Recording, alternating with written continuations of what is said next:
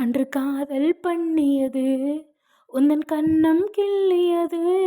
அடி இப்போதும் நிறம் மாறாமல் இந்த நெஞ்சில் நிற்கிறது. அன்று பட்டுச் சேலைகளும் நகை நட்டும் பாத்திரமும் உன்னை கேட்டேனே சண்டை போட்டேனே அது கண்ணில் நிற்கிறது. ஜாதி மல்லி பூவே தங்க வெண்ணிலாவே ஆசை தீரவே பேசலாம் முதல் நாளிரவு. மீனம்மா அதிகாலையிலும் மந்தி மாலையிலும் முந்தன் ஞாபகமே.